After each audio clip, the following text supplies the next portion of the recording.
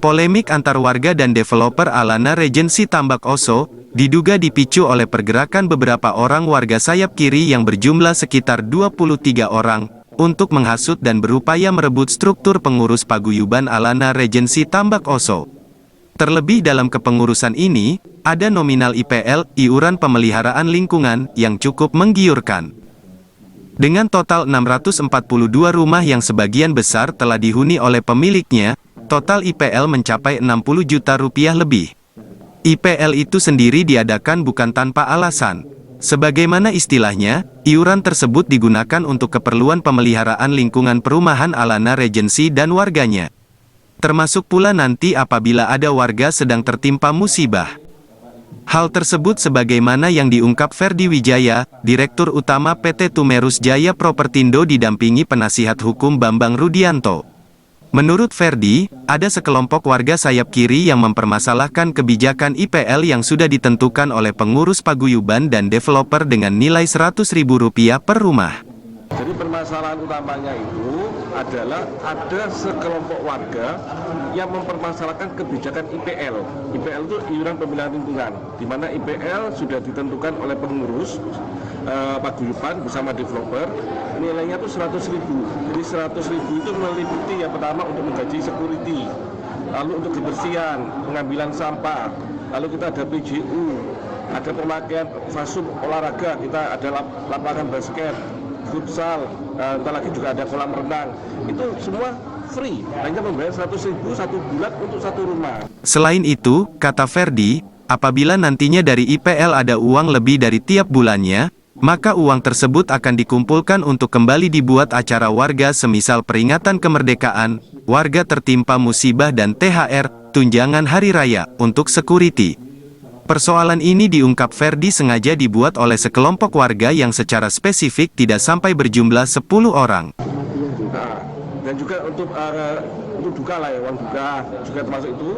Dan juga nantinya, kalaupun nanti IPL itu ada lebih setiap bulannya, itu bukan dibagi untuk pengurus, tapi kita akan kumpulkan, nanti misalnya ada kegiatan 17-an, itu kita tidak lagi menarik dari warga, dipakailah dari IPL.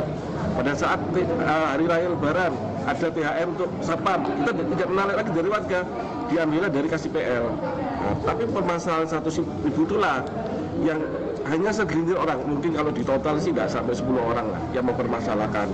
Dan dari developer pun akhirnya mengeluarkan kebijakan, bagi yang nggak mau bayar, nggak usah bayar, kita pun tidak mewajibkan. Tapi sampai detik ini pun tidak ada konfirmasi mereka yang nggak mau bayar. Jadi mereka koar-koar aja, berat, tapi tetap misalnya bisa bilang 99%. Sementara itu, Bambang Rudianto berharap kepada advokat yang mendampingi warga sayap kiri agar tidak menelan mentah-mentah informasi yang diterima dan disampaikan begitu saja.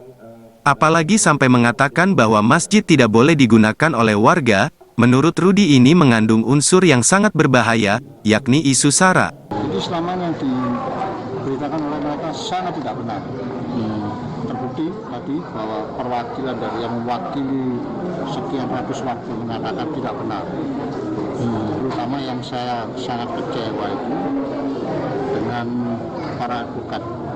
Seharusnya mereka melakukan klarifikasi seperti saya. Ya, jangan hanya menelan mentah-mentah aja informasi itu dan disampaikan begitu saja, bahkan pun ada unsur yang sangat berbahaya ya. Di mana dikatakan masjid tidak bisa digunakan sebagai karena mesinnya itu lucu. Dan saya sangat sesalkan.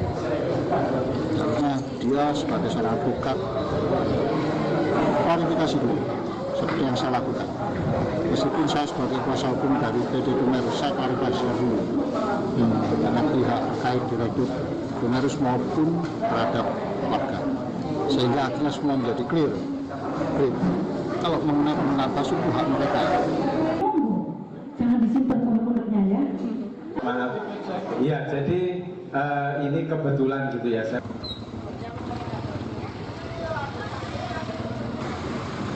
Dari Surabaya, Berita TKP melaporkan.